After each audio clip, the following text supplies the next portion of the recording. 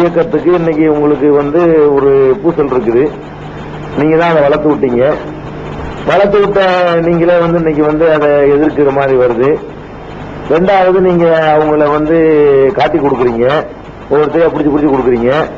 அப்படிங்கிற மாதிரியான ஒரு பேச்சையும் அந்த சகோதரர்களாலேயே பரவலா செய்யப்படுது. சிறைகளையும் சிறைக்கு பார்க்க போற வழியாகவும் அது செய்யப்பட்டுக்கிட்டு இருக்கு. இது மாதிரியான ஒரு பிரச்சாரம் நடக்கும் பொழுது அதுக்கு நாங்க விளக்கம் கொடுக்க கடமைப்பட்டிருக்கிறோம். சகோதரர்களே, தமிழ்நாடு முஸ்லிம் முன்னேற்ற கழகத்தினுடைய நிர்வாகிகள் இந்த அல்லுமாக்காரங்களை, அதாவது இந்த குண்டு வெடிப்புல மற்ற வழக்குகள்ல தேடப்பட்டிருக்கக்கூடிய ஆட்களை காட்டி கொடுக்கறாங்க என்ற பிரச்சாரம் அந்த அல்லுமாவை சேர்ந்தவர்களாலேயே செய்யப்படுது. செய்யப்படுறத நாம் அறிவோம். அதாவது இஸ்லாத்துல நமக்கு என்ன இருக்குன்னா, எந்த செய்தி நமக்கு கிடைச்சாலும் தீர அதை விசாரியுங்கள் அப்படின்னு திருமறை குர்ஆனே நமக்கு கட்டளை இடுது. அப்ப கேட்டதையெல்லாம் பேசுறது பொய்யன் என்பதற்கு அடையாளம் என்று பெருமானார் ஸல்லல்லாஹு அலைஹி வஸல்லம் சொல்லியிருக்கிறாங்க. அந்த அடிப்படையை மனதில் நிறுத்தி கொண்டு இந்த குற்றச்சாட்டு எந்த அளவுக்கு உண்மையா இருக்குங்கிறத நீங்க சிந்திச்சு பாருங்க. முதல்ல, அதாவது இந்த வழக்குகளில் தலைமறைவாக இருக்கக்கூடியவர்களை நம்ம காட்டி கொடுப்பதா இருந்தா, உதாரணத்துக்கு காட்டி கொடுப்பதா இருந்தா, அவர்களுக்கும் நமக்கு ஒரு உறவு இருக்கணும். அவங்களுடைய நடமாட்டங்கள் நமக்கு தெரிஞ்சிருக்கணும். அவங்க எங்க இருக்கிறாங்க, ஏது செய்யறாங்கன்னு நம்மள்கிட்ட சொல்லிட்டு போய்கிட்டு இருக்கணும். அப்படிப்பட்டவர்கள் தான் அதாவது மத்திய உளவுத்துறை, மாநில உளவுத்துறையினால தேடப்படுறவங்களை காட்டி கொடுக்க முடியும். அதாவது உங்களை யாரெல்லாம் தேடுறா, சிபிஐ தேடுது, சிபிசிஐடி தேடுறாங்க, கியூ பிரான்ச் தேடுறாங்க, இந்த வெடிகுண்டுக்காக வேண்டிய போடப்பட்ட சிறப்பு புலனாய்வு குழு தேடுது. இப்படி வலை வீசி தேடப்படக்கூடியவர்கள் எங்க இருக்கிறார்கள் என்பதை யாருக்கு தெரியும்? யார் அவர்களோடு உறவா இருக்கிறாங்களோ அவங்களுக்கு தான் தெரியுங்க. கொஞ்சமாவது, அதாவது நம்மளை எதிரிகளாக அவர்கள் பிரகடனப்படுத்தி இருக்கிறாங்க.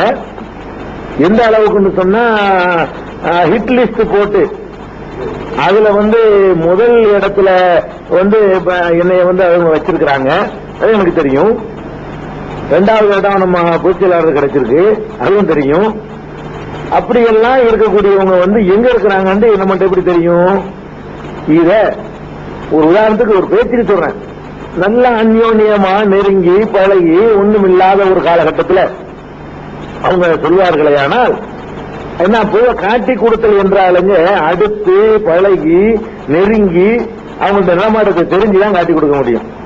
அந்த காலகட்டத்தில் அவர்கள் சொல்லி இருப்பார்களே, ஆனால் கொஞ்சமாவது அறிவு இல்ல ஏத்துக்கிற முடியும். கொஞ்சம் அறிவு உள்ள கூட ஒத்துக்கணும் இருக்குமோ அப்படின்னு நினைக்க முடியும்.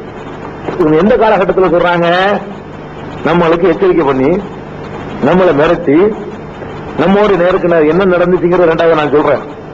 நம்மோட நேருக்கு நேரம் கண்டுபிடிச்சு நமக்கு எதிராக பலவிதமான அச்சுறுத்தல்கள் நடத்தி நமக்கு அவர்களுக்கு எந்த சம்பந்தம் இல்லைன்னு தெளிவா டிக்ளேர் பண்ணி, அப்ப அந்த அளவுக்கு எதிரியாகவும் பகைமையாகவும் மாறிவிட்டவர்கள் அவங்களுடைய நடவடிக்கையை நாங்க கண்டுபிடிக்க முடியும் நினைச்சு அதை போய் அலசி ஆராய்ந்து காட்டி கொடுக்கணும்னு சொன்னா, அட கேழ்வரகில் நெய்வர்கள் என்றா யாராவது சொன்னா கேட்பவருக்கு எங்க புத்தி போச்சுன்னு சொல்லுவாங்க. ஏற்புடையதா இருக்குதா என்று சொல்லி நடுநிலையான மக்கள் சிந்திக்கணும்.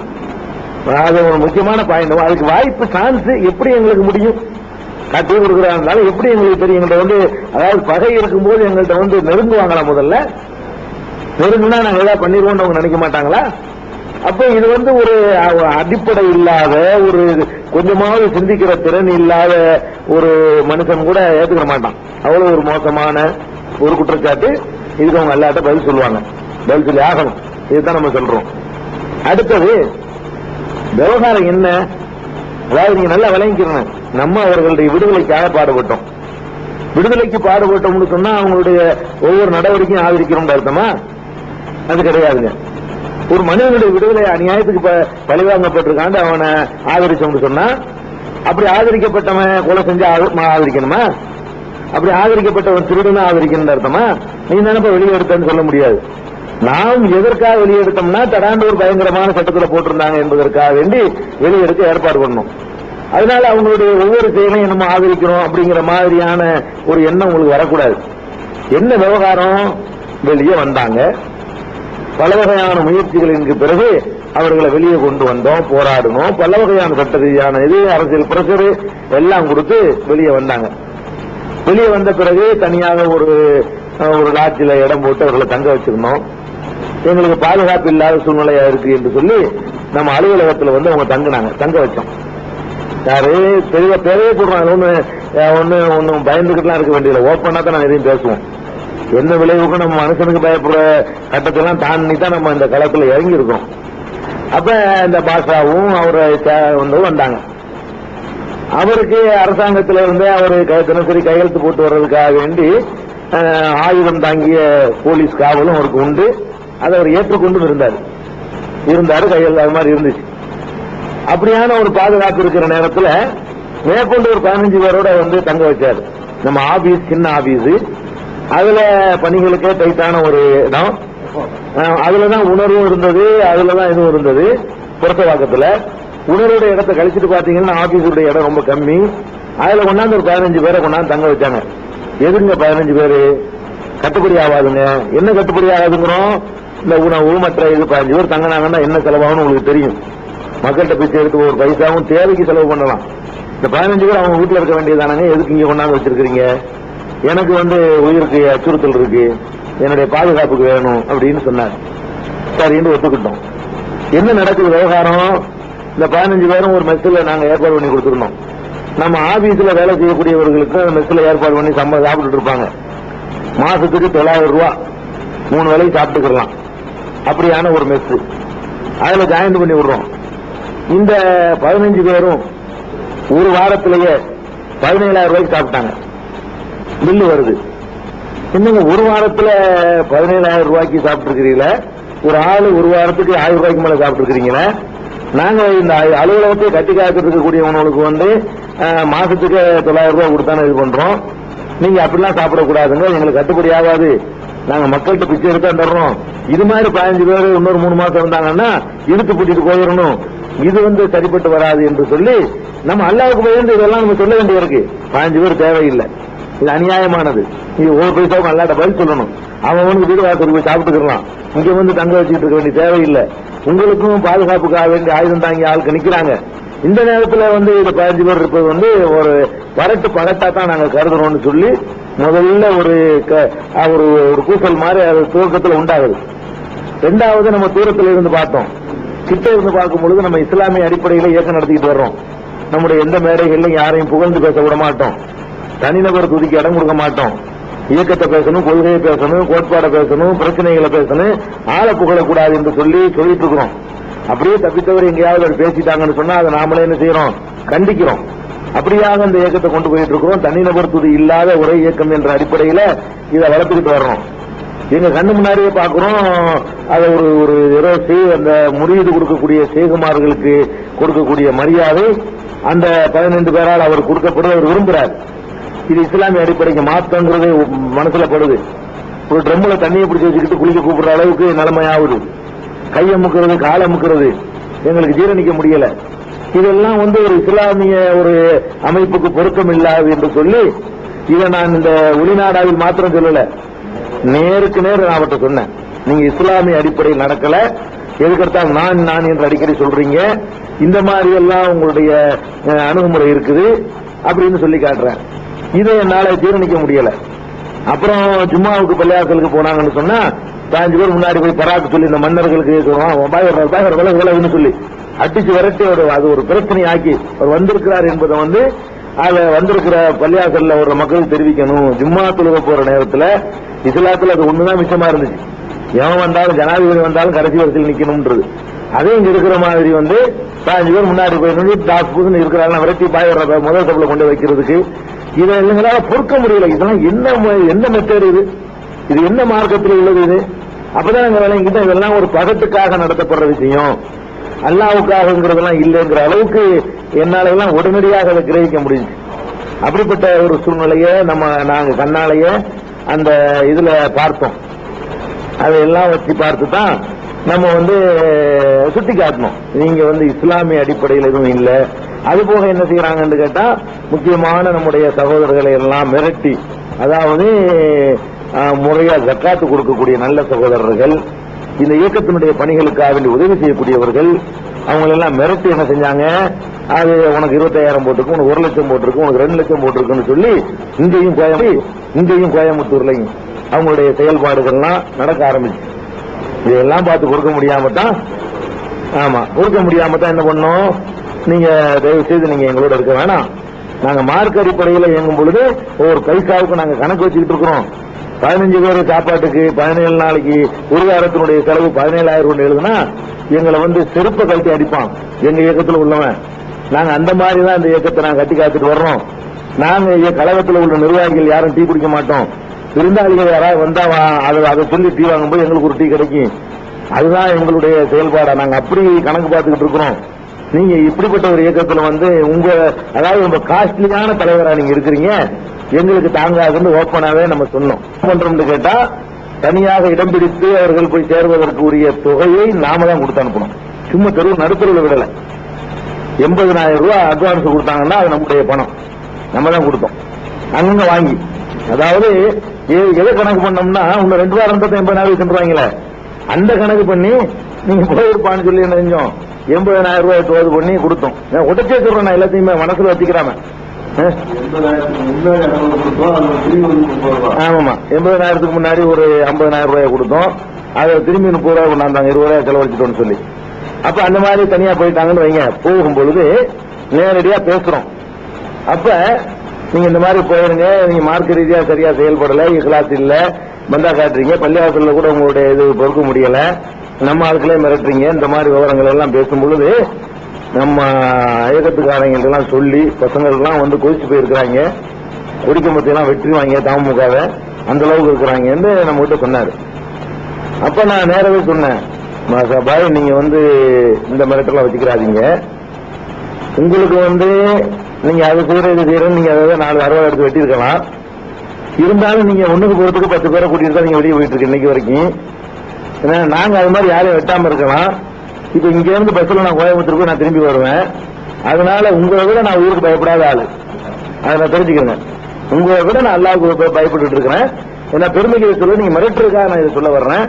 இந்த எச்சரிக்கையெல்லாம் இங்க பண்ணிக்கிறாதீங்க. நீங்க இப்ப தனியா ஒரு இடத்துக்கு போயிட்டு வாங்க, நானும் போயிட்டு வர்றேன். என்னையும் உலகத்துக்கு தெரியும், உங்களையும் தெரியும். உங்களுக்கு எதிர்க்க எனக்கு இருக்கான். இந்த விளையாட்டுலாம் வச்சுக்கிறாதீங்க.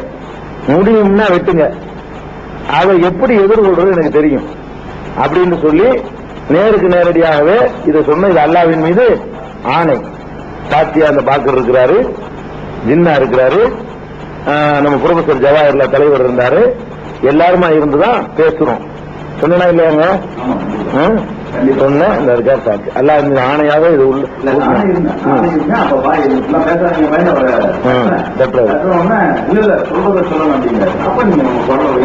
ஆமா, நான் குரலை உயர்த்தி அவர் எந்த தோரணையில எச்சரிக்கை பண்ணாரோ அதுக்கு மிஞ்சின தோரணையில நம்ம எச்சரிக்கை பண்ணி இந்த மிரட்டுகளை நம்ம வச்சுக்கிறாதேன்னு சொல்லிட்டோம். அப்ப அதுக்கு பிறகு தனியா போனாங்க. போன பிறகு நடந்த நிகழ்ச்சிகளை பார்த்தீங்கன்னு சொன்னா, அதாவது எந்த ஒரு முஸ்லீமும் ஜீர்ணித்துக் கொள்ள முடியாது. கோயம்புத்தூர்ல அவங்க நடந்து கொண்ட விதம், ஒரு முஸ்லீம் நகை வியாபாரி 7.5 லட்சம் ரூபாய் தங்கம் கொண்டு வர்றாரு, அவரை அடிச்சு கொள்ள அடிச்சாங்க. இது எந்த மார்க்கத்தில் இருக்கு நமக்கு தெரியல. பணம் வேணுங்கிறதுக்காக வேண்டி அதை கொள்ளையே அடிச்சாங்க, அது நமக்கு தெரியும். அதே மாதிரி அங்க அந்த அலுமான்னு சொல்லிக் கொள்ளக்கூடியவர்கள் கட்ட பஞ்சாயத்துங்கிற நம்ம தமுகவிலும் பண்ண நாங்க இல்லைன்னு சொல்லல. உணர்வுல அறிவிப்பு கொடுத்து அது மாதிரி பண்ணக்கூடிய யாரா இருந்தாலும் நடவடிக்கை எடுக்கப்படுவார்கள். அப்படி பண்ணித்தான் நடத்தணும்னு சொன்னா நாங்க கழகத்தை கலைச்சிருவோம்னு சொல்லி பகிரங்கமாக நம்ம அறிவிப்பு கொடுத்து அதை நிறுத்தணும். இல்லைன்னு நம்ம சொல்லல, நம்ம கவனத்துக்கு வராமல் நடந்ததை நம்ம திருத்தணும். ஆனா இவங்க அந்த தொழிலை அது ஒரு தொழிலாக எடுத்துக்கொண்டு பணம் வாங்கி கொண்டு கட்ட பஞ்சாயத்து பண்றது, அந்த மிரட்டலுக்கு பயந்து நிறைய பேர்கிட்ட காசு வாங்குறது, இது மாதிரியான நடவடிக்கைகள் எல்லாம் அவங்க பகிரங்கமாகவே இறங்கினாங்க. லட்ச லட்சமாக பணம் வாங்கினாங்க. இது எல்லாமே கோவையில் உள்ள ஒவ்வொரு முஸ்லிமுக்கும் இந்த செய்திகள் எல்லாம் தெரிஞ்ச ஒரு விஷயம். ஆமா, சொந்தமாக அவங்களுக்கு இடம் வாங்க முடிஞ்சு, கோயம்புத்தூர்ல சொந்தமா இடம் வாங்க முடிஞ்சு. அமமுகவுக்கு அங்க வெளிநாட்டில் இருக்க ஒரு சகோதரர்கள் ஒரு சும்மா வாங்குறதுக்காக வேண்டி 3 வருஷம் காத்துக்கிட்டு வாங்கி தந்தீங்க, பல ஊர்களையும் சேர்த்து. அவங்களுக்கு இங்க இருந்து வெளியே போய் ஒரு 2-3 மாசத்துக்குள்ளேயே அங்க 4 காரு, இங்க 2 காரு, மொத்தம் 6 கார் வாங்க முடிஞ்சு. என்ன எப்படி வாங்க முடிஞ்சு? இப்படித்தான், அதாவது கொள்ளையடிக்கிறது, பணக்காரர்களை போய் மிரட்டி, பணக்கார முஸ்லீம் வியாபாரிகளை மிரட்டி, ஆறுவதுக்காரனை மிரட்டுறது இல்ல, முஸ்லீம் வியாபாரியை மிரட்டி, உனக்கு 1 லட்சம் ரூபாய் போட்டிருக்கு, போட்டுதான் இருப்பாங்க, வாங்க மாட்டாங்க, உனக்கு 2 லட்சம் ரூபாய் போட்டிருக்கு என்று சொல்லி வாங்கினது. இது மாதிரியான நடவடிக்கைகள் எல்லாம் கோவையில் உள்ள ஒவ்வொரு முஸ்லீமுக்கும் தெரியும். அப்படியும் அந்த ஒரு பீதியை உண்டாக்குறதுக்காக என்ன பண்ணாங்க தெரியுமா? கோயம்புத்தூர்ல இந்த செல்வராஜ் கொலைக்கு கொஞ்ச நாளைக்கு முன்னாடி 5 கொலை நடக்குது வரிசையா. இந்த 5 கொலையில அதாவது கேட்டா சொல்லுவாங்க RSS அப்படி பிடிப்பாங்க. அது அது அது 2வது விஷயத்துக்கு வருவோம். அதுல உண்மையில அந்த 5 பேர்ல 3 பேர் எந்த ஒரு முகாந்திரமும் இல்லாதவர்கள். ஒரு ஊமை, ஒருத்தர் வாத்தியாரு, ஒரு நொண்டி ஒரு ஆளு, இது மாதிரியான ஆளுக்க எந்த ஒரு இயக்கத்திலேயோ மற்ற இதுலயுமே இல்லாத ஆளு 3 பேர், ஹோட்டல் சர்வர், அது மாதிரியான ஆளையும் கொலை பண்ணாங்க. இந்த கொலைக்கு என்ன முகாந்திரம் கேட்டா, அந்த தலை உருண்டாத்தான் பயந்துகிட்டு காசு தருவாங்களாம். அதாவது தங்கள் இருப்பை காட்டிக் கொள்வதற்காக வேண்டி, நம்ம இப்படி நிறைய காசு கேட்கணுங்கிறதுக்காக வேண்டி இப்படி 5 தலையை ஊட்டினவுடனே 10,000 போட்டிருக்குன்னா 10 லட்சம் ரூபாய் அவன் கொடுப்பான். அதை பணம் திரட்டுவது ஒன்றே குறிக்கோளாக செஞ்சாங்க. அதே மாதிரி அதனுடைய முக்கியமான பொறுப்புல உள்ளவர்கள் சொல்லிக்கொண்டு எல்லாருமே இடங்களும் கார்களும் தொழில்களுக்கும் செட்டப் பண்ணாங்க. கோவை மக்கள்கிட்ட போய் விசாரிச்சீங்கன்னா இதுவும் எல்லாருக்கும் தெரிஞ்ச விஷயம் தான். இவ்வளவெல்லாம் நடந்து கொண்டு இருக்கும் பொழுது, அதே நேரத்தில் நம்ம பிரிஞ்சு போன பிறகு உணவு நடந்து கொண்டு 2 கார்ல ஆபீஸ்ல இறங்கிட்டு, நம்ம ஆபீஸ்லயே நீங்க எங்களுக்கு அது வாங்கி தரணும், இது வாங்கி தரணும், மாசம் மாசம் எங்களுக்கு ஒரு தொகை தரணும்னு சொல்லி மிரட்டுற அளவுக்கு வந்தாங்க. நம்ம ஆபீஸ்லயே 2 தடவை மிரட்டினாங்க. பெரிய கூட்டமாக நாங்க 5 பேர் தான் இருந்தோம். கூட்டமா 20 பேரோட நம்ம ஆபீஸுக்குள்ள சந்திக்க வந்தாங்க. மேல வாங்கன்ட்டோம். அப்போ மிரட்டினாங்க, மேசையை தட்டி நடக்கிறது வேறண்டாங்க. இந்த மிரட்டெல்லாம் வச்சுக்கிறாரு என்று நேருக்கு நேராக நின்று நாங்க எச்சரிக்கை பண்ணி அனுப்பணும். எதுக்கு இதெல்லாம் சொல்றோம்னு கேட்டா, இஸ்லாம்ங்கிற அடிப்படையிலிருந்து அவங்க முழுக்க விலகித்தான் செஞ்சாங்க. இன்னும் சொல்ல போனா சில சகோதரர்கள்ட்ட கூட இருக்குது. கோயம்புத்தூர்ல இந்த 19 பேருக்கு அவங்க நியாயம் கிடைக்காத நேரத்தில் அவங்கான நியாயத்தை வழங்கினாங்க அப்படின்ற கூட சில பேர் பெரிய சாதனை மாதிரி பேசுவாங்க. ஆனா அந்த 19 பேரை பலியானதுக்கு யார் காரணம், எது காரணம், அது செஞ்சு பார்க்க வேணாமா? 19 பேரை பழி வாங்குறதுக்கு அவங்களே காரணமா இருந்துட்டு நியாயம் கேட்டாங்களாம். இந்த செல்வராஜ் அவங்க கொலை பண்ணிருக்கலன்னு சொன்னா, அப்படி ஒரு போலீஸ் முஸ்லீமுக்கு எதிரான ஒரு யூனிட் உருவாயிருக்குமா? இப்படி ஒரு 19 உயிர்களும் 1000 கோடி இன்னைக்கு கூட ஈடு செய்ய முடியாம தடுமாறிக்கிட்டு இருக்கிறோமே.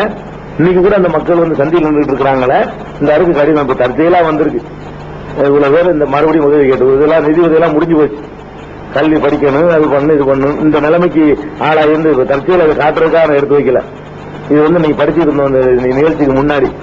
இவ்வளவு கடிதங்கள் கோவை மாவட்டத்தில் அனுப்பிட்டு இருக்கிறாங்க. அது படிக்கணும், இது படிக்கணும், கல்வி உதவி, மருத்துவ உதவி, அந்த உதவி, இந்த உதவின்னு கேட்டு தினசரி இந்த மாதிரியா இன்னும் ஈடு செய்ய முடியல அந்த இழப்பை.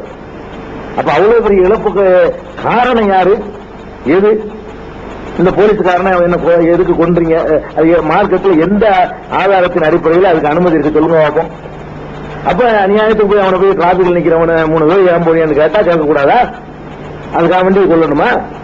அதுக்கு முன்னாடியே அவனுக்கு அந்த போலீஸும் கேட்கல. போலீஸ் ஸ்டேஷன்ல கேட்டதுக்கு டிராபிக்ல நிக்கிறவன் என்ன பண்ணுவான்? அவன் இன்னசென்ட். அவன் எங்க அமீர் எப்படி விசாரிக்கிறேன்னு சொல்லிட்டாங்க. ரோட்ல நின்று ஒருத்தனை பிடிச்ச அப்பாவே பிடிச்சு பண்ணாங்க.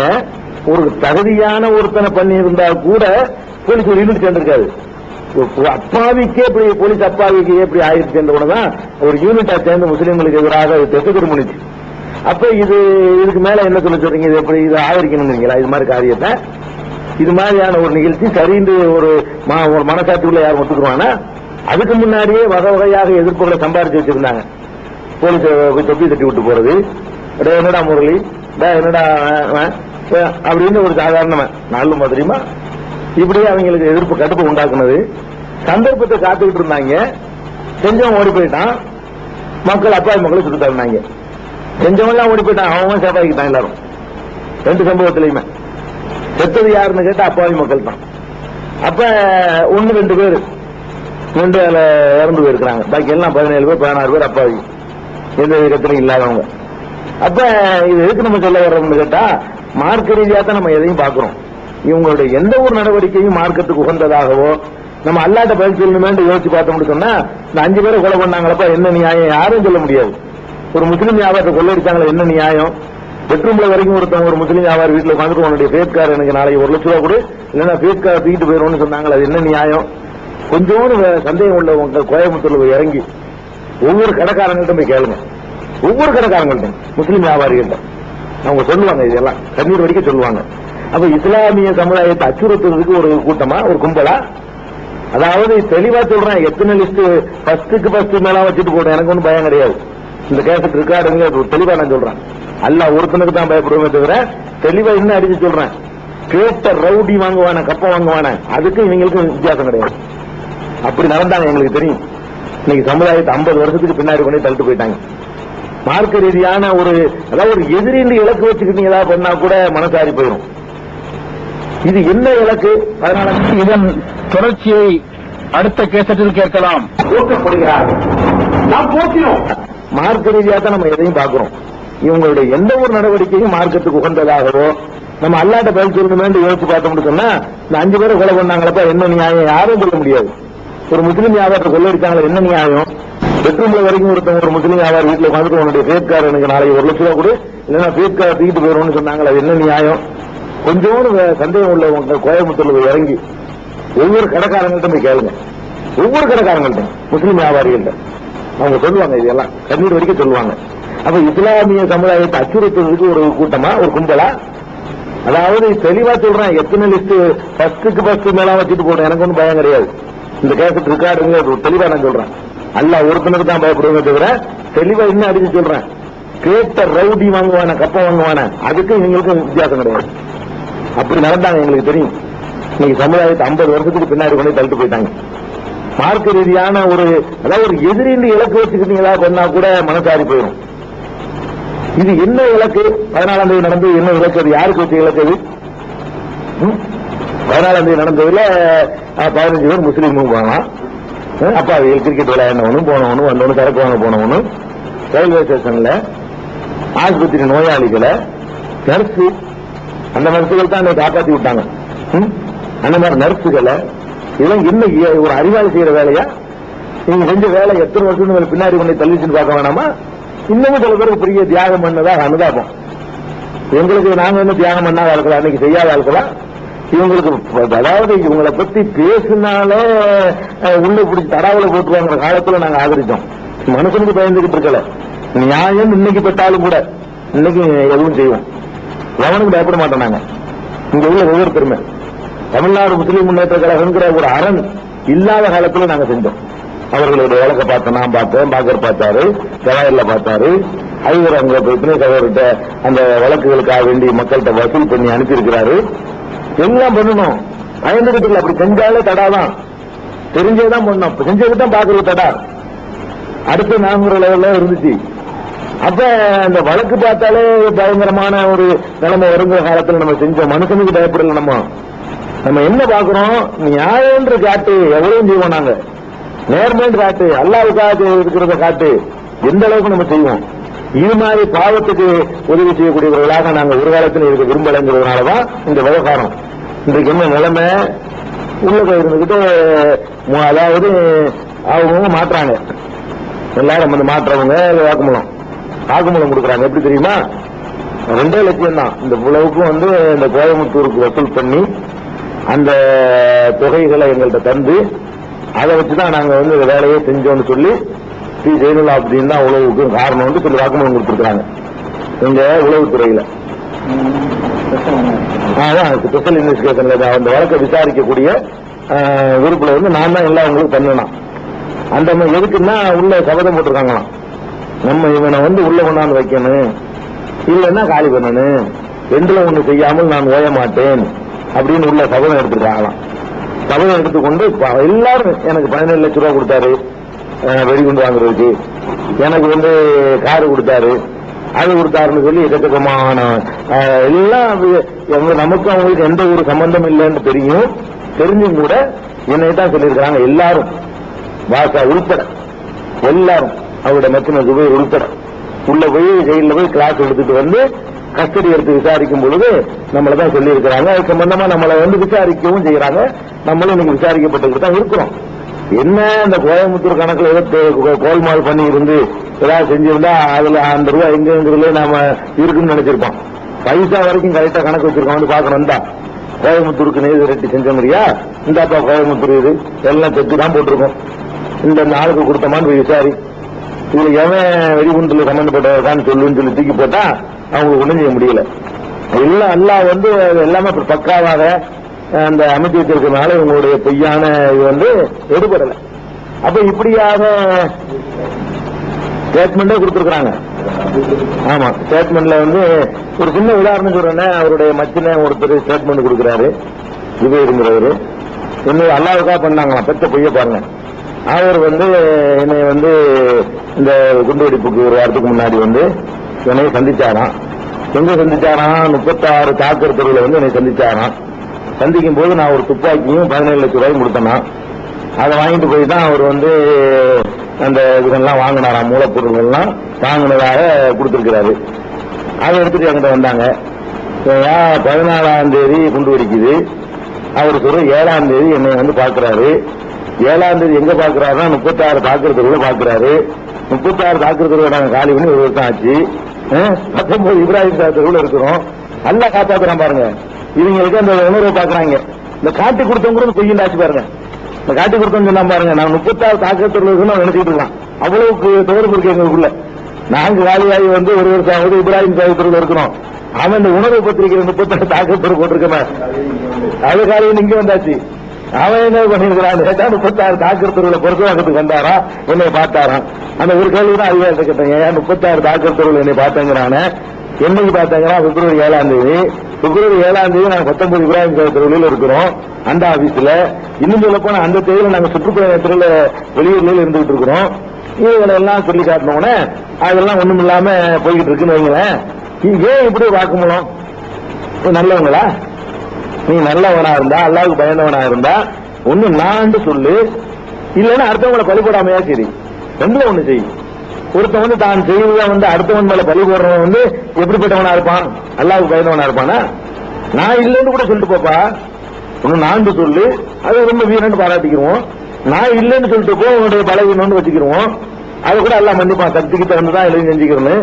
இல்லைன்னு இன்னொருத்தனை காட்டுறது எல்லாம் அப்படி மன்னிப்பான். அது எந்த மார்க்கத்தில் இருக்குது? அப்ப இந்த மாதிரியான ஒரு கீழ்த்தனமான காரியத்தில் இறங்கி இப்ப வந்து லிஸ்ட் போட்டு அனுப்பியிருக்கிறாங்க, சுத்தி திரிகிறாங்க. இதான் யதார்த்தமான நிலைமை. அதனால வந்து அது பண்ணல இது பண்ணலாம் யாரும் கேட்க முடியாது. ஒட்டச்சே எல்லாத்தையும் சொல்லணுங்கிறதுக்காக தான் நம்ம தயார் பண்ணிருக்கோம். சில நேரம் போய் அவர் ஆபீஸ்ல கூப்பிட்டு ஒரு நமக்குள்ள போனதில் வேணான்னு கூப்பிட விட்டுருந்தாரு. நான் கூட போவேன்னு சொல்லி நீங்க போனீங்களே, அப்ப உங்களோட செய்தி சொன்னார்ல, அது காலையில் இங்க வந்தாச்சு. அவன் என்ன பண்ணிருக்கிறான், 36 தாக்கர் தெருவில் பொறுத்தவங்கத்துக்கு வந்தாரா, என்னை பார்த்தாராம். அந்த ஒரு கேள்வி தான் அதிகாரத்தை கேட்டாங்க, ஏன் 36 தாக்கர் தெருவில் என்னை பார்த்தாங்கிறான. என்னைக்கு பார்த்தாங்கன்னா பிப்ரவரி 7ஆம் தேதி. பிப்ரவரி 7ஆம் தேதி நாங்க 19 இப்ராஹிம் தெருவில் இருக்கிறோம் அந்த ஆபீஸ்ல. இன்னும் சொல்ல போனா அந்த தேதியில நாங்க சுற்றுப்பயணத்துல வெளியூர்ல இருந்துகிட்டு இருக்கிறோம். இவங்களை எல்லாம் சொல்லி காட்டினோன்னே அதெல்லாம் ஒண்ணும் இல்லாம போய்கிட்டு இருக்குன்னு வைங்களேன். ஏன் இப்படி வாக்குமூலம்? நல்லவங்களா? நீ நல்லவனா இருந்தா, அல்லாவுக்கு பயந்தவனா இருந்தா ஒண்ணு நான் சொல்லு, இல்லைன்னா அடுத்தவங்களை பலிபோடாமையா சரி, ரெண்டுல ஒண்ணு செய். ஒருத்தன் வந்து தான் செய்வதை வந்து அடுத்தவன் மேல பலி போடுறவன் வந்து எப்படிப்பட்டவனா இருப்பான்? அல்லாவுக்கு பயந்தவனா இருப்பானா? நான் இல்லைன்னு கூட சொல்லிட்டு போப்பா, ஒண்ணு நான் சொல்லு, அது ரொம்ப வீரன்னு பாராட்டிக்கிறோம். நான் இல்லைன்னு சொல்லிட்டு போ, உன்னுடைய பலவீனம்னு வச்சுக்கிறோம். அதை கூட எல்லாம் மன்னிப்பான், சக்திக்கு தகுந்துதான் எல்லாம் செஞ்சுக்கிறேன்னு. இல்லைன்னு இன்னொருத்தனை காட்டுறது எல்லாம் அப்படி மன்னிப்பான். அது என்ன மார்க்கத்தில் இருக்குது? அப்ப இந்த மாதிரியான ஒரு கீழ்த்தனமான காரியத்தில் இறங்கி இப்ப வந்து லிஸ்ட் போட்டு அனுப்பியிருக்கிறாங்க, சுத்தி திரிகிறாங்க. இதான் யதார்த்தமான நிலைமை. அதனால வந்து அது பண்ணல இது பண்ணலாம் யாரும் கேட்க முடியாது. ஒட்டுக்கே எல்லாத்தையும் சொல்லணுங்கிறதுக்காக தான் நம்ம தயார் பண்ணிருக்கோம். வேற போய் அவர் ஆபீஸ்ல கூப்பிட்டு ஒரு நமக்குள்ள போனதில் வேணான்னு கூப்பிட்டு விட்டுருந்தாரு. நான் கூட போவேன்னு சொல்லி நீங்க போனீங்களே, அப்ப உங்களோட செய்தி சொன்னார்ல, அதே கொஞ்சம் சொன்னா ஒரு யூஸ்ஃபுல்லா இருக்கும். அதாவது இது கொஞ்சம் விளக்கமா நான் சொன்னா கொஞ்சம் நல்லா இருக்குன்னு நினைக்கிறேன். ஏன்னா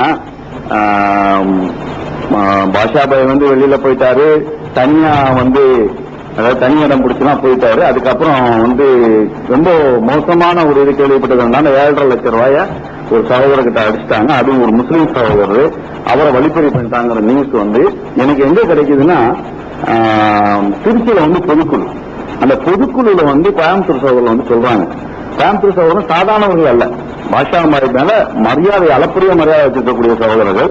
இன்னும் சொல்லணும்னா இந்த மூத்தா போன இப்போ இதுல 19 பேர்ல மூத்தானவர் ஆரிஃப், அந்த ஆரிஃப்ங்கிற சகோதரருடைய அண்ணன் ஐயூப் வந்து இந்த வார்த்தையை என்கிட்ட சொல்றாரு.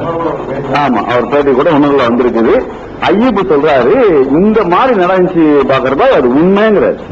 அப்போ அந்த நேரத்தில் என்னன்னா, அண்ணனும் பொதுக்குழுக்கு வரல, பொதுக்குழுல பேச வேண்டிய நேரம் வருது. பேச வர்றப்ப சில கேள்விகள் கேட்கிறாங்க. அல்லுமாவுக்கும் உங்களுக்கு என்ன உறவு? அதுல கேட்ட சகோதரோட இன்னொரு கேள்வி என்னன்னா, அந்த ஊர் எனக்கு சரியா ஞாபகம் இல்ல, அந்த கேசட் எடுத்து பார்த்தா ஞாபகத்துல வரும். அந்த ஒரு ஊர் சகோதரர் இல்ல சாவுலவின்னு கேட்கிறாரு. இன்னொரு சகோதரர் என்ன சொல்றாரு, உங்களுக்கு நீங்க வந்து வெளியில மேடைகள்ல வந்து அல்லுமாக்கு உங்களுக்கு தொடர்பு இல்லைன்னு பேசிக்கிறீங்களா, ஆனா உள்ளுக்குள்ள வந்து அண்டர் கிரவுண்ட்ல உங்களுக்கு அவங்க டச் இருக்குன்னு சொல்லி வந்து எங்கள்கிட்ட வசூல் பண்றாங்களே. அவர் வந்து தஞ்சாவூர் ஏரியா, வந்தவாசி தஞ்சாவூர் ஏரியா சகோதரர்கள் கேட்கிறாங்க. கேட்கிறப்ப அவங்களுக்கு வந்து நான் உறுதியா வந்து சொல்ல வேண்டிய சூழ்நிலை. நான் அப்ப சொல்றப்ப பேசுறப்ப என்ன பேசுறேன்னா, நமக்கும் இதுக்கும் மறைமுகமான எந்த விதமான தொடர்புகளும் கிடையாது, உள்ரங்கமாகவோ அந்தரங்கமாகவோ எந்த தொடர்பும் கிடையாது. அவர்கள் இஸ்லாம் அல்லாத வகையில தங்களுடைய செயல்பாடு அமைச்சுக்கிறாங்க. இது எந்த நியாயம் என்று இந்த 7.5 லட்சம் ரூபாய் அமௌண்ட்டையும் அதிலேயே சுட்டி காட்டி நான் பேசுறேன். இந்த பேச்சுக்கள் அத்தனையும் கம்ப்ளீட்டா வந்து அவருக்கு போய் சேருது. சேர்ந்த உடனே என்ன நடக்குதுன்னா, உடனே சிக்கந்தர் ஒளின்னு ஒருத்தர் மதுரைக்காரரு, அவர் என்ன வந்து கடையில வந்து பாக்குறாரு. கடையில பார்த்தவரு, என்ன நினைச்சுக்கிட்டீங்க, பாயை எதிர்க்கக்கூடிய அளவுக்கு நீங்களே வந்துட்டீங்களா, நீங்களே வந்துட்டீங்களாங்கிற ஒரு கேள்வி என்னடான்னா, அடிக்கடி சிறைச்சாலையில அவங்க சிறைகள் இருக்க சொல்ல அடிக்கடி பார்க்கக்கூடிய நிர்வாகிகள் ஒருத்தனா நான் இருந்துகிட்டு இருந்தேன். மற்ற பேரெல்லாம் வர முடியாத சூழ்நிலை கூட, ஏன்னா ஏற்கனவே இந்த கேஸை எடுத்து நடத்திக்கிட்டு இருந்ததுனாலையும் நான் தடாவில இருந்து வந்ததுக்கு அப்புறம் அடிக்கடி உங்களை போய் பாக்குறது கொள்றது எல்லாமே நான் தான் செஞ்சுக்கிட்டு இருந்தேன். அதனால வந்து நீங்களே செய்றீங்களா? நான் ஒரே ஒரு கேள்விதான் கேட்டேன், இவ்வளவு தூரம் நடந்ததுக்கு அப்புறம் இது எப்படி உறவுன்னு சொல்ல முடியும், அதை நீங்க சொல்லுங்க. இல்ல இது சரியா வராது, இது நல்ல முறையும் இல்ல அப்படின்னு சொல்லிட்டாங்க. யாராவது வந்து உங்கள நிர்வாகிகளை யாராவது வந்து பேசணும், அதுல நீங்க வரக்கூடாது, பிஜே ஜவாஹிருல்லா ஹைதர் அலி 3 பேரும் வந்து பேசணும் அப்படின்னாங்க. சரி, அது வந்து நீங்க அவங்கள்ட்ட போய் சொல்லுங்க, அதை பத்தி நம்ம சொல்ல முடியாது அப்படின்னு அந்த நேரத்துல விளக்கிட்டேன். விலகினதுக்கு அப்புறமும் மூசாவும் முகமது அலி புகாரி இல்லையா 3 பேர் வர்றாங்க. 3 பேரும் வர்றாங்க, எங்க ஆபீஸ்க்கு வர்றாங்க. மூசாவும் புகாரியும் வர்றாங்க. முகமது அலி வர்றான். அதுக்கப்புறம் 2வது முதல்ல 2 பேரு, அதுக்கப்புறம் 3வது பேர். புதுக்கு வந்து கூட்டு போறப்பதான் 2 பேர். முதல்ல வந்து 3 பேர் வர்றாங்க. 3 பேர் வந்து பேசுறப்ப வந்து இந்த மாதிரி இல்ல, பாய்களை நமக்கு பூசல் வேணாம், இது நமக்குள்ளேயே அடிதடி ஆயிடக்கூடாது, நமக்குள்ளே அசிங்கப்பட்டுறக்கூடாது, இது சில பேர் வந்து பாயை தூண்டி விடுறாங்க. இந்த வார்த்தையை அல்லாஹ் மீது ஆணையிட்டு சொல்றேன், இந்த வார்த்தையை அந்த சகோதரர்கள் அப்படியே சொன்னாங்க. பாய் பழைய பாய் இல்ல, இந்த வார்த்தையை சொன்னாங்க. அவர்கள் அல்லாஹ்க்கு பயப்படக்கூடியவங்க நாளைக்கு மாதத்திற்கு வருவாங்க, கண்டிப்பா நான் இந்த வார்த்தையை சொல்லுவேன். ஆனா அவங்க இப்படியே சொன்னாங்க, பாய பல பேர் இருந்து வழிகெடுக்கிறாங்க, இந்த வார்த்தையும் சொன்னாங்க. இப்ப பாய் தேவையில்லாம இதாகிற, நீங்களும் கம்ப்ளீட்டா அவரை விட்டு விலகிட்டா பாய் எங்கிட்ட போயிடுவாரு அப்படிங்கிற சூழ்நிலை வர்றப்போ இந்த மாதிரி சொன்னாங்க. அப்ப அண்ணன் சொன்னாங்க, இன்ஷா அல்லாஹ் அதை பார்ப்போம், அல்லாஹ் நாடுறப்போ ஒண்ணு சேர்ந்துக்குருவோம் அப்படின்னு அண்ணன் சொல்லி விட்டாங்க. சொல்லி விட்டதுக்கு அப்புறம் இல்ல என்னட்ட வந்து கெஞ்சுறப்ப நான் அண்ணன்லாம் புதுப்பேட்டையில அண்ணன் இப்ப பேசிட்டு இருக்கக்கூடிய காலம், புதுப்பேட்டையில போய் புதுப்பேட்டை மர்கஸ்ல ஜாக் மர்கஸ்ல பேசிட்டு அண்ணன் கீழே வர்றப்போ இந்த பசங்க எல்லாம் தொழுவ வந்திருந்தாங்க. வந்ததுல புகாரியும் மூசாவும் வந்து கூப்பிடுறாங்க, நீங்க வாங்க அப்படிங்கிறப்போ அண்ணன் என்ன சொல்லிட்டாங்க, இல்ல நான் கொஞ்சம் அவசரமா வெளில போறேன், நீங்க பாக்கத்தை பேசிக்கிறேன்னு போயிட்டாங்க. ஆனா அப்படி சொல்லிட்டு போனது எனக்கு தெரியாது. அண்ணன் வந்து என்கிட்ட வந்து கேட்கிறப்ப நீங்க அண்ணன் உங்களை போய் பேச சொன்னாங்க அப்படின்னாங்க.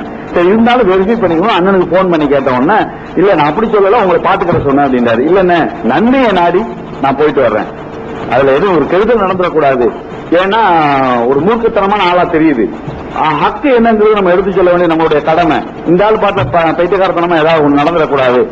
அப்போ அண்ணன் வந்து ரொம்ப தெளிவா ஒரு வார்த்தையை சொன்னாரு, நீங்க வீண் முயற்சி பண்றீங்க, இது தேவையில்லைன்னு எனக்கு படுது, நீங்க செய்யறாங்க அது உங்க விருப்பத்தை பொறுத்தது அப்படின்னு அண்ணன் என் மேலேயே பழிய விட்டுட்டாங்க.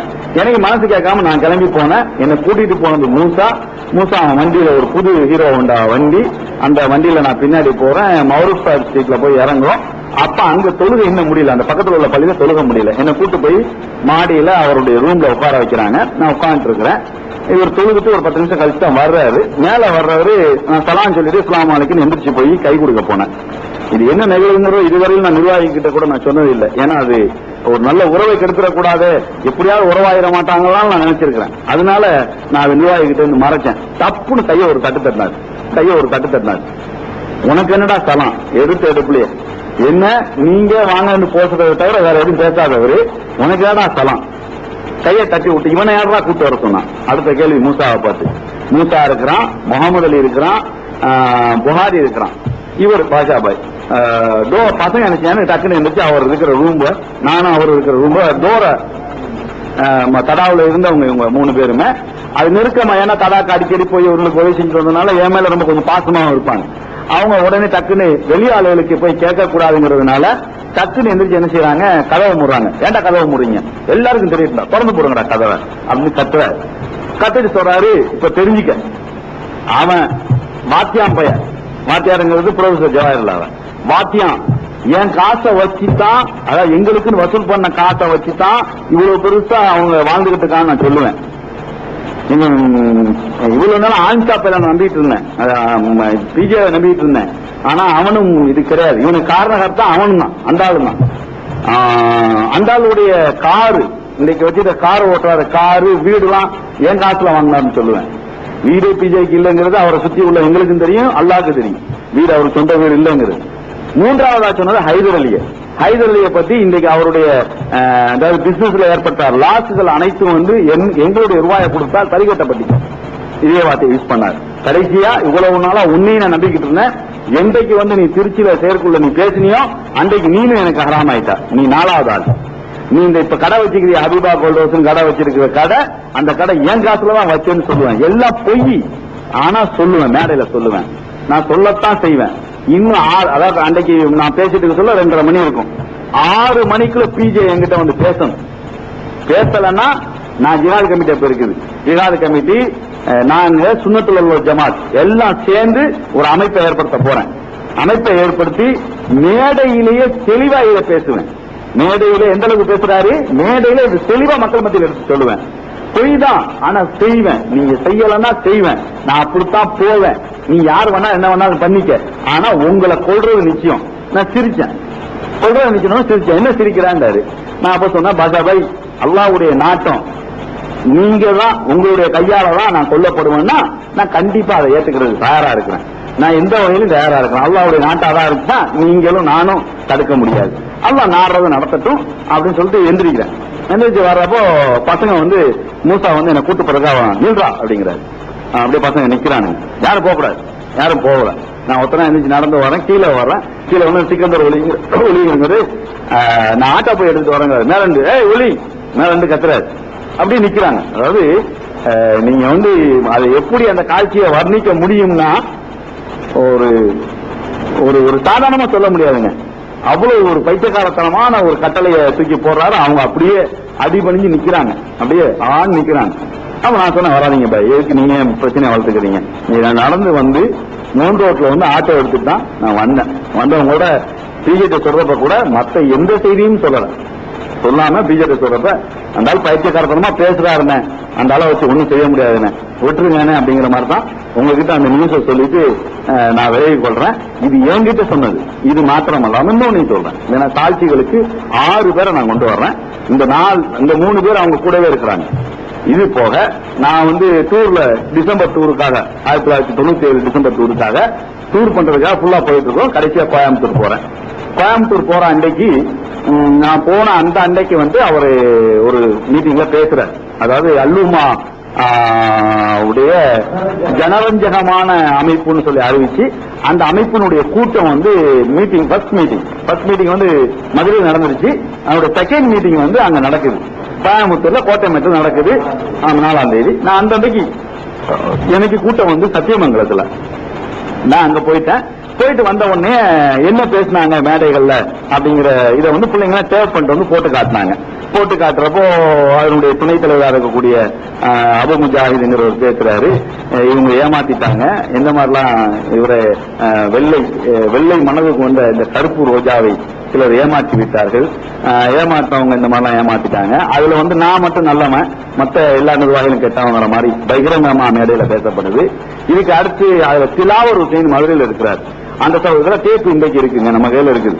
அதுல வந்து திலாவர் ஹுசைன்ங்கிறவரு செருப்பு போட்டு நடக்க தெரியாதவன், அவர்கள் வீட்டு பிள்ளைகள் எல்லாம் இன்றைக்கு சுமோ கார்ல போகுது, எங்கடா இருந்து வந்துச்சு காசு, சுமோ கார்ல பள்ளிக்கூடத்துக்கு போறாங்க.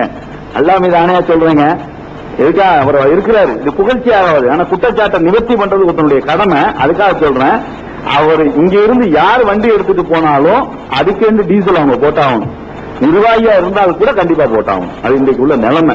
அது ஸ்கூலுக்கு எடுத்துட்டு போறோம்னு சொன்னாங்களே, அது அதை விட பச்சை போய் வேற எதுவுமே இருக்க முடியாது. அந்த அளவுக்கு மோசமா மேடைகள் நடந்து போறதுல பக்கத்துலதான் நியாசி ஸ்கூல் இருக்குது, அவ்வளவு தூரத்துக்கு எடுத்துட்டு போகக்கூடிய தேவையும்.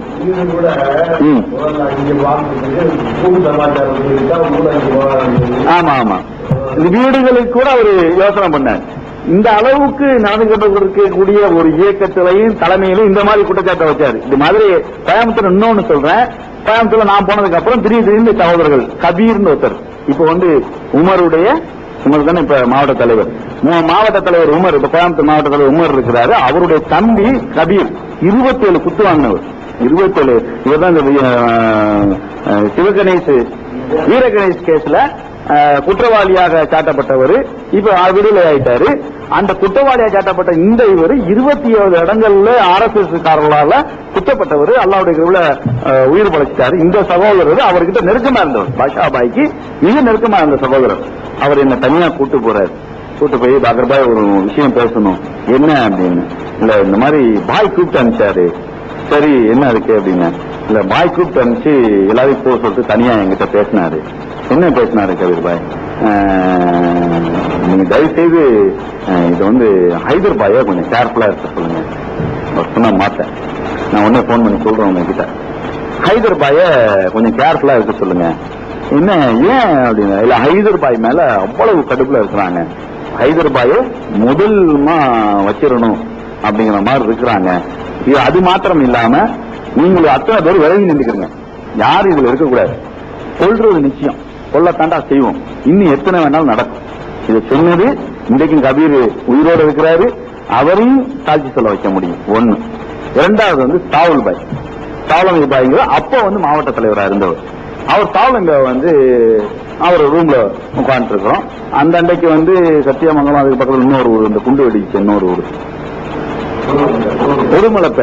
உடுமலைப்பேட்டையில பேசிட்டு வந்து அந்த அன்னைக்கு உட்கார்ந்து இருக்கிறோம்.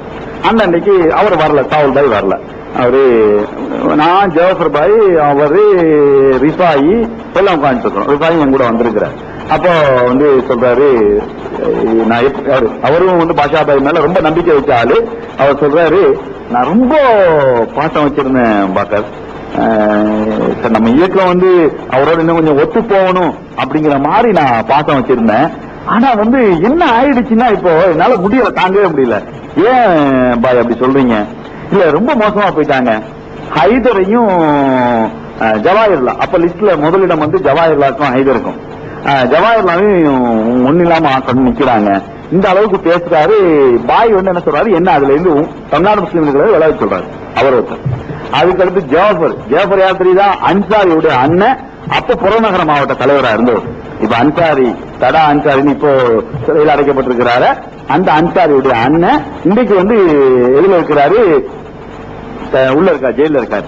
அவங்க அண்ணன் அவர் சொல்றாரு, என்கிட்ட இதே மிரட்டல் வச்சாரு, உங்களெல்லாம் ஒண்ணு இல்லாம தீர்த்துருவாங்க. இதை விட அன்றைக்கு மாவட்டத்துல தொண்டரணி தலைவரா ஒரு பையன் இருக்கிறான், நல்லா கலரிலாம் விளையாட தெரிஞ்ச பையன், கரீம்னு பேரு. இவன் பல இயக்கத்துல போய் அடிபட்டு மிதிப்பட்டு ஒண்ணு இல்லாம ஆகி அந்த சகோதரர் ரொம்ப திருந்தி இஸ்லாமிய ஒரு வாழ்க்கையில அடிப்படையில முதல்ல வந்து பாஷா பாயிட்ட இருந்தவர். அவர் வந்து பாய் என்கிட்ட இதே வார்த்தை தான் சொன்னாரு, கரீமு இப்ப இடம் மாறி இருக்கிற நீனும் பலியாயிராத அப்படின்னு சொன்னார். இதெல்லாம் எங்க நடக்குது? 23ஆம் தேதி அங்க அவரும் இருக்கிறார், நானும் இருக்கிறேன். அதாவது நவம்பர் 23, 1997 நானும் இருக்கிறேன், அவரும் இருக்கிறோம். இந்த நேரத்தில் இது நடக்குது. இது நடக்கிறப்போ மாத்திரம் அல்லாம இன்னும் ஒரு செய்தியும் சொல்றாங்க, இந்த டிசம்பர் 6 நடக்காது, அதற்கு முன்பு ஒன்று நடக்கும். இத நான் வந்து இட்டு கட்டி சொல்லல. டிசம்பர் 6 பேரணி மாநாடு நடக்காது. தமிழ்நாடு முஸ்லீம் முன்னேற்ற கழகத்தினுடைய டிசம்பர் 6 பேரணி மாநாடு நடக்காது. இது நான் இங்க வேணாலும் சொல்ல தயாரா இருக்கிறேன். இத மேலப்பாளையத்தில் உள்ள ஒரு சகோதரன் என்ன தனியா பாக்குறான். அந்த பாஷாபாய் மேல ரொம்ப நெருக்கமா உள்ள அந்த சகோதரன் தனியா பார்த்து ஏதோ ஒண்ணு நடக்க போகுது, அது கோயம்புத்தூர்லயா அல்லது மேலப்பாளையத்துல தெரியல, இதை வச்சு கலாட்டா உருவாக்கப்பட்டு மாநாட்டுக்கும் பேரணிக்கும் அனுமதி ரத்தாகும். சகோதரர்ல இதை நான் பொய்க்கு அல்லது இட்டுக்கட்டியை சொல்ல, இட்டுக்கட்டி நான் சொன்னா அல்லாஹ் என்ன நாசமாக்கட்டும். நான் இது முபாகலா பண்றேன். இட்டுக்கட்டி சொன்னா அல்லாஹ் என்ன நாசமாக்கட்டும். அதுக்காக சொல்றேன். இந்த வார்த்தையை சொல்றாங்க, சொன்ன அடுத்த நிமிஷம் நான் தலைமைக்கு நான் போன் போட்டு சொன்னேன், ஏதோ ஒரு திட்டமிடுதல் இருக்குது, ஏதோ ஒரு பிரச்சனை பண்ணுவாங்க போல தெரியுது அப்படின்னு நான் சொன்னேன். கரெக்டா அன்னைக்கு அதுக்கு அடுத்த நாள் வந்து எனக்கு செல்வபுரத்துல கூட்டம், பாஷா பாய் வந்து ஃபுல்லா தெரு ஃபுல்லா நான் சுத்திக்கிட்டு வர்றேன். பிரச்சார கூட்டமாக பெருமுனை கூட்டங்கள் நடத்திட்டு வரேன். கோட்டைமேடு பக்கத்துல அந்த பள்ளிவாசல் பக்கத்துல வந்தா மாபெரும் கூட்டம். ஒரு மீட்டிங் கூட அவ்வளவு கூடாது. ஒரு 1000-1500 பேர் வந்து எல்லா பக்கத்திலும் நிக்கிறாங்க. நடுவுல வண்டி நிப்பாட்டப்பட்டு வண்டி மேல நின்று கிட்டத்தட்ட 3/4 மணி நேரம் பேசுறேன். பேசுறப்ப கூட என் பக்கத்துல உள்ள சகோதரர் என்ன சொல்றாங்கன்னா, முதல் நாள் பேசப்பட்டதுக்கு பதில் சொல்லுங்கிறாங்க. முதல் நாள் வந்து மேடையில பேசப்பட்டதுக்கு நீங்க பதில் சொல்லுங்க. நம்ம ஒன்னே ஒண்ணு சொன்னோம், யாரு வேண்டாலும் என்ன வேண்டாலும் பேசிட்டு போட்டோம், அல்லாஹ் அறிஞ்சவன், அல்லாஹ் கிட்ட அந்த இதை விட்டுருவோம், அல்லாஹ் பேசிக்கிறது. அப்ப செல்வபுர கூட்டம் அந்த ராத்திரி செல்வபுர கூட்டத்திலும் கிட்டத்தட்ட மழை, கொட்டு மழை, 2000 பேர் கூடி இருக்காங்க மக்கள். அந்த மலையில பேசுறப்பையும் பல சகோதரர் சொன்னாங்க, தயவு செய்து பதில் சொல்லுங்க அப்படின்னு. அப்போ நான் ஒன்னே ஒண்ணுக்கு தான் பதில் சொன்னேன். என்னதுக்கு பதில் சொன்னேன்னா, நாங்கள் இந்த காசுகள் யார் யாரையோ பேர் சொல்லி நாங்க வசூல் பண்ணதா சொல்றாங்க, அப்படி நாங்க வசூல் பண்ணி அந்த காசை திண்டு வந்தா அல்லாஹ் எங்களை நாசமாக்கட்டும், நல்லா என்னங்களை நாசமாக்கட்டும். இந்த வார்த்தையை அந்த மேடையில வச்சு நான் சொன்னேன். ஆனா இவருக்காக எந்த பதிலையும் நான் சொல்லல. இதை நான் எதுக்காக சொல்ல வரேன்னா, திட்டமிட்ட மாதிரி நான் பொள்ளாச்சியில பேசிக்கிட்டு இருக்கிறப்ப நியூஸ் வருது, ஒரு கான்ஸ்டபிள் கொலை செய்யப்பட்டார்னு. அந்த அந்த அந்த கிராமத்தில் நான் அங்க இருக்கிறேன். பொள்ளாச்சில இருந்து வர்றப்ப எல்லாரும் சொல்றாங்க, பொள்ளாச்சில இருந்து அப்படியே போயிருங்கிறாங்க. இல்ல கோயம்புத்தூர் போங்க. என்ன உள்ள வந்து கோயம்புத்தூர்ல உள்ள வந்து அப்ப நமக்கும் அவர்களுக்குள்ள உறவு கூட சரி கிடையாது. அன்சாரியை கூப்பிட விட்டு சொல்றேன், தயவு செய்து கொலை செய்யப்பட்டது மனித உயிர், யாரா இருந்தாலும் அது தப்பு. இமீடியட்லி கூப்பிட்டு அந்த ஆட்களை கொடுங்க. அந்த ஏரியா இன்ஸ்பெக்டரையும் கூப்பிட்டு பேசுறோம். எல்லாம் ஒத்துக்கிட்டு காலையில 8 மணிக்கு 10 மணிக்கு ஆளை ஒப்படைக்கணும்னு சொல்லி ஒத்துக்கிட்டதுக்கு அப்புறம் தான் அங்க இருந்தே நான் கிளம்புறேன். அதுவும் எல்லாரும் நான் போக மாட்டேன்னு சொன்னப்ப கூட மற்ற சகோதரர் எல்லாம் சேர்ந்து அனுப்பிச்சு வச்சாங்க. வந்து சேர்றது கடையில 12 உயிர்கள், இங்க வந்து சேர்றோம் 12 உயிர் மௌத்துங்கிற நம்ம செய்தியை நம்ம கேள்வி போடுறோம்னா, அதுக்கு நான் எதுக்கு சொல்ல வர்றேன்னா, அந்த நிகழ்ச்சி யாரு கொன்னாங்க நாங்க கொல்லலன்னு சொன்னாங்கன்னா போய் சொல்றாங்க. அன்சாரியை ஒத்துக்கிட்டாரு, நடந்த நிகழ்ச்சி தவறு, நானே ஒத்துக்கிறேன், தப்பு பண்ணிட்டானுங்க பசங்க. நான் அப்ப கேட்கிறேன், அன்சாரி நீங்க அப்ப வந்து ஒரு தலைவர்னு சொல்லாதீங்க. உங்களை மீறி உங்க பசங்க செய்யறானுங்கன்னா, அதுவும் ஒரு அப்பாவியை போய் கொலை செய்யறானுங்கன்னா எந்த வகையில நியாயம்னு கேட்டேன். இன்றைக்கு அந்த அன்சாரி உயிரோடு இருக்கிறாரு. அவங்க சுத்தி நின்ற சகோதரர்கள் இன்றைக்கும் கோயம்புத்தூர்ல இருக்கிறாங்க. முஸ்தபா கமால், ஜாக்கு முஸ்தபா கமால் கூட இருந்தார், என் கூட இருந்தார். ரஃபி, நம்ம வண்டி ஓட்டுற ரஃபி என் கூட இருந்தாரு. ரிஃபாய் நம்ம என் கூட இருந்தார். இதை கேட்கிறப்ப இது அவர்கள் நாங்க தான் செஞ்சோன்னு ஒத்துக்கொண்டதுக்கு ஆதாரமாக நான் இதை சொல்றேன். இப்படி எல்லாத்துக்குமே காரணகர்த்தாக்கெல்லாம் அவர்கள் ஆயிட்டு இன்றைக்கு வந்து செய்யக்கூடிய அத்தனை நாங்க செய்யறோம், நாங்க காமிச்சு கொடுக்கிறோம் அப்படின்னு சொல்றது வந்து அல்லாஹ் போதுமானவன். கண்டிப்பாக நான் ஏன்னா இந்த வார்த்தை அதுக்காகத்தான் நான் சொல்றேன். இது திட்டமிட்டு செய்யப்பட்டுச்சு. ஆனா அல்லாஹ் சூழ்ச்சிக்காரனுக்கெல்லாம் சூழ்ச்சிக்காரன் அல்லாஹ் சர்வநேசமா, அதாவது அந்த வார்த்தைகள்லாம் நான் சொல்ல முடியாது. அந்த அன்றைக்கு ட்ரெயின்ல வந்து இவர் இறங்குறப்போ நடந்தத அப்படியே ஒரு மாற்று அங்க கோயம்புத்தூர்ல எனக்கு தெரிஞ்ச மாட்டு மத சோதரர் விவரிச்சு காட்டுறாரு. ரயில்வே ஸ்டேஷன் வந்து அப்படியே கம்ப்ளீட்டா பந்த், ஸ்ட்ரெயிட்டா வந்து எல்லாரும் யூனிஃபார்ம் போட்டு பெரிய தடி, இவ்வளவு பெரிய தடி வச்சு நிக்கிறாங்க. அவருடைய அந்த என்ன சொல்றது, அந்த ரயில் போகி போகியுடைய கதவு மட்டும் தான் திறக்கப்படுது. மத்த யாரும் இறங்க கூட அனுமதிக்கப்படல. அந்த பிரயாணம் செஞ்சவர் நாசர்னு ஒரு சகோதரர், நமக்கு தெரிஞ்ச சகோதரர் இங்கே இருக்கிறார், மெட்ராஸ்ல இருக்கிறார். அவரும் இந்த இதை விவரிச்சு காட்டினார். அவர் கூட வந்தவர் தான் இன்னொரு சகோதரர், நான் முஸ்லீம். அவர் என்கிட்ட சொன்னதுதான். அவர் நகைக்கடை வியாபாரி. அவர் சொன்னது அப்படி நின்றுட்டு இவர் போற வரையில் அப்படியே மார்ச் பாஸ் மாதிரி அப்படியே அப்படியே முன்பே எல்லாம் அவங்களுக்கு டபுள் வே ஆயிடுச்சு. எல்லாம் அப்படியே பந்த் ஆச்சு. ஒரு 1.5 மணி நேரம் 2 மணி நேரம் பந்த். போறப்ப போலீஸ்காரங்களை ஃபுல்லா அட்டகாசம். இது ஃபுல்லா நடந்து இது இன்னும் ஒண்ணுங்க. இன்னொரு சகோதரன், அதாவது இன்னொரு சகோதரன் நான் ஒரு பேரை சொன்னா பாவம் அவனுக்கு குறி வைக்கப்பட்டவனா, அவன் பேரை சொல்ல விரும்பல. ஆனால் ஒரு இயக்கமா தன்னை சொல்லிக் கொண்டிருக்கக்கூடிய ஒரு சகோதரனுடைய தம்பி, அதை வேண்டாம் சொல்லலாம். ஒரு தன்னையும் ஒரு இயக்கமா முஸ்லிம்களுக்கு இயக்கம்னு பாடுபடுறோம்னு சொல்லிக்கிறக்கூடிய ஒரு இயக்கத்தினுடைய சகோதரனுடைய தம்பி. நான் டூர் போயிருக்க சொல்ல, தேர்தல் புறக்கணிப்புக்காக டூர் போயிருக்கிறேன். அந்த நேரத்தில் என்னை கூப்பிட்டு பேசுறப்போ, பாய் நான் ஒண்ணு கேட்பேன், தப்பா நினைச்சிடாதீங்க அப்படின்னாரு. என்ன கேளுங்க? இல்ல பாய், நீங்க இந்த வல்லுமா கூட்டம் மதுரைக்கு வந்தீங்களா? இல்ல வரல. இதுக்கெல்லாம் அனுமதி இருக்கா? எதுக்கு அனுமதி இருக்கா? உங்களுக்கு ஒண்ணுமே தெரியாதா? இல்ல ஒண்ணுமே தெரியாது. என்னங்க நடந்துச்சு? நீங்க பார்க்கல அந்த நேரத்துல பாஷாட்ட வர்றதுக்கு முன்னாடி அதே லைனா அந்த பக்கம் 25 பேர், இந்த பக்கம் 25 பேர் தடிகளோட நின்னாங்க. அது கூட பரவாயில்ல, நிக்கட்டும். வர்றப்போ மியூசிக் போட்டாங்க. மியூசிக்னா அந்த பாஷா படத்துல ஒரு மியூசிக் ஒண்ணு வருது.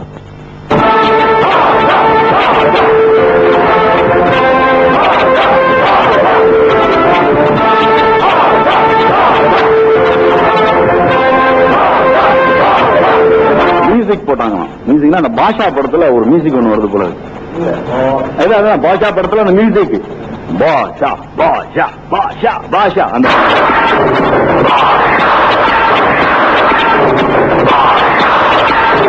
வர்றப்போ மியூசிக் போட்டாங்களாம். மியூசிக்னா அந்த பாஷா படத்துல ஒரு மியூசிக் ஒண்ணு வருது போல.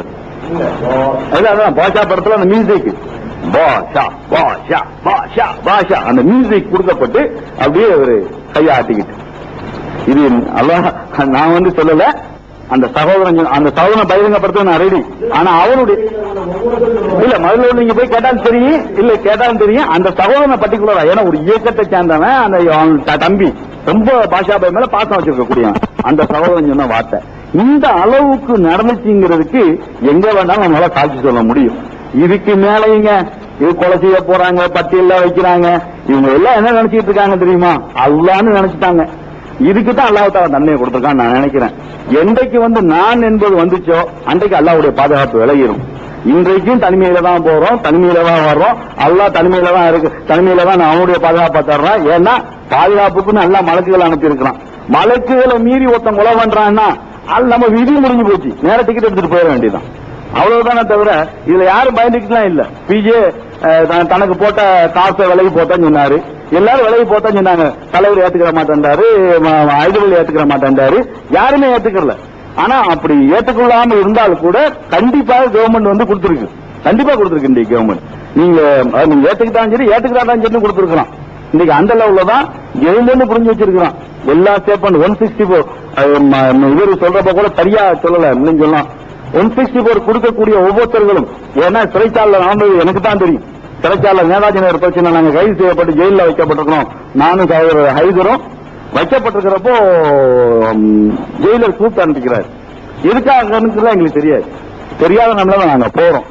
போன உடனே பார்த்தா ஜெயிலர் ரூம்ல அல்லுமாவை சேர்ந்த தங்கள் அல்லுமா என்று சொல்லிக்கூடாது. ஏன்னா நான் அப்பதான் அந்த சகோதரன் பாக்குறேன், யாருன்னு எனக்கு தெரியாது.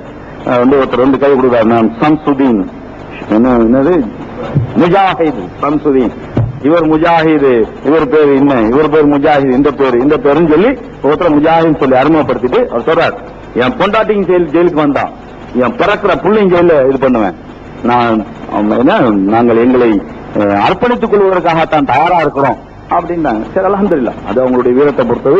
நான் அதை விமர்சிக்க வரல. ஆனா முஜாஹித் தன்னை முஜாஹித் சொல்லிக்கிட்டதா நான் கேள்விப்படல.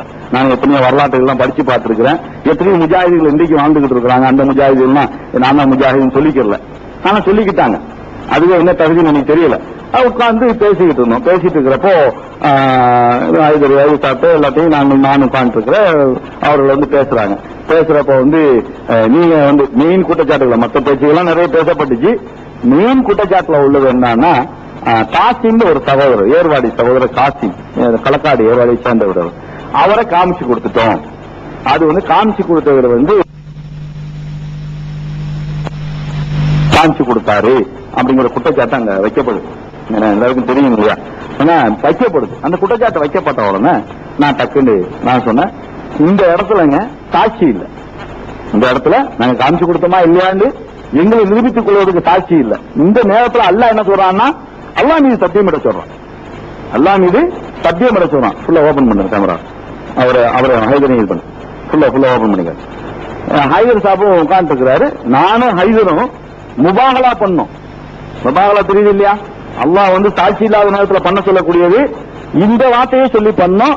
நாங்கள் அப்படி காமித்து கொடுத்திருந்தால், நாங்கள் மாத்திரமல்ல, நாங்களோ எங்கள் நிர்வாகிகளோ காமித்து கொடுத்திருந்தா அல்லாஹ் எங்களையும் எங்களுடைய குடும்பத்தையும் நாசமாக்கும். கொலை செய்யறதுக்கு என்னென்ன லிஸ்ட் போட்டாங்க, எப்படிலாம் 164 கொடுக்கணும்னு சொன்னாங்க, எப்படி கிளாஸ் எடுத்தாங்க, இது முதற்கொண்டு எங்களால சொல்ல முடியும். இது வந்து வீணா அவதூறா வந்து பாஷாபாய்க்கு எங்களுக்கு உறவு சரியில்லை அதனால தூக்கி போற அவதூறா இது இல்ல, உண்மையா ஹக்கா இருக்கு. முபாகலா பண்றோம். முபாகலா பண்ணவொன்னா இப்போ வந்து நீங்க பாஷாபாய்ட்ட வந்து நீங்க பேசி காம்ப்ரமைஸ் பண்ணணும் அப்படிங்கிறப்போ ஹைதர்கிட்ட எப்பவுமே உள்ள ஒரு ட்ரேட் மார்க் ஒண்ணு உண்டு. அது பேச ஆரம்பிக்கும் முன்னாடி அது அப்படி ஒரு சிரிப்பார், அது வந்துங்க அப்படிம்பார். அப்படி சிரிக்கிறப்ப எனக்கு இப்போ அது அப்படியே ஞாபகத்தில் இருக்குது. அதாவது இந்த சாவுல மீந்து அந்த பையனுடைய தம்பி, அவன் பேர் எனக்கு ஞாபகத்துல இல்ல, கடா சாவுல மீந்து அந்த ஜெயில இருக்கிறான், அவனுடைய தம்பியும் ஜெயில இருக்கிறான். அவன் டக்குன்னு எழுந்திரிச்சுக்கிட்டு ஹைதரை அடிச்சிட்டான்னா இது வந்து வீணா அவதூறா வந்து பாஷாபாய்க்கு எங்களுக்கு உறவு சரியில்லை அதனால தூக்கி போற அவதூறா இது இல்ல, உண்மையா ஹக்கா இருக்கு. முபாகலா பண்றோம்.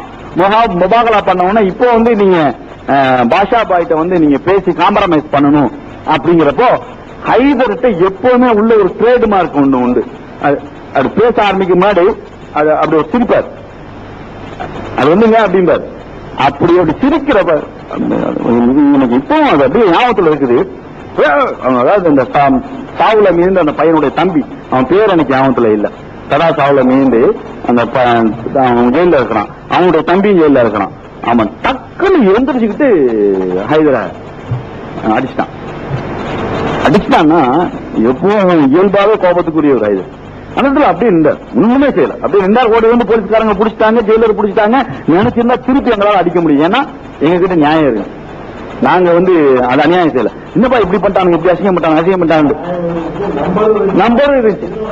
அவ்வளவு பேர் ஓடி வந்திருப்பானுங்க, ஏன்னா எங்க கூட வந்து 100 பேர் இருக்கலாம் ஜெயில, ஓடி வந்திருப்பானுங்க. அந்த சூழ்நிலையிலும் கூட சரி இது அல்லாட்ட போய் சொல்ல வேண்டிய காரியம், விடு வா மேல வா அப்படிங்கிற லெவல்ல அன்றைக்கு விட்டுட்டு வந்தோம். இன்னைக்கு ஏன்னா ஹைதர் இருக்கிறாரு, மற்ற நிர்வாகிகள் இருக்கிறாங்க, இது நடந்த உண்மைக்கு சாட்சிகள் இன்றைக்கும் இருக்கிறாங்க. இது வந்து எவ்வளவு திட்டமிட்ட பிரச்சாரங்கிறத நீங்களே தெரிஞ்சுக்கிறீங்க. ஆனா இதுக்கு மேலையும் ஒண்ணு நடக்குதுன்னு வச்சுக்கிறீங்க, அது அல்லாஹ் போதுமானவன். அல்லாஹ் என்ன நாடுறானோ அது நடக்கட்டும், அதை ஏத்துக்கிறதுக்கு நம்ம தயாரா இருக்கோம். ஆனா ஒரு காலகட்டத்திலையும் இஸ்லாத்தை மீறி அல்லாஹ்வுடைய ரசூலை மீறி எந்த காரியமும் நம்ம செய்ய தயாரா இல்லை. இந்த ரகசியமா செயல்படுறாங்கன்னு நம்ம நேற்று பேசணுமே, அவர்களும் சொல்லிட்டு இருக்கிறாங்கன்னு நமக்கு தகவல் வருது. வெளியில அப்படித்தான் உணர்வு எழுதுவாங்க, பேசுவாங்க, மறைமுகமா எங்களை வந்து அவங்க சப்போர்ட் பண்றாங்க அப்படின்னு. நல்லா விளங்கிக்கிறேன்னு நம்மளை பொறுத்த வரைக்கும் எதை எதிர்த்தாலும் இந்த எதிர்க்க தெளிவா சொல்றோம் இல்லையா, தெளிவா சொல்லுவோம். எதை ஆதரிக்கிறதா இருந்தாலும் தெளிவா ஆதரிச்சிருவோம். இதுல எவனுக்கு பயப்படலாம் மாட்டோம். அதனுடைய விளைவு என்னவா இருந்தாலும் நம்ம உணர்ந்து சந்திக்க தயாரா தான் இருப்போம். அதனால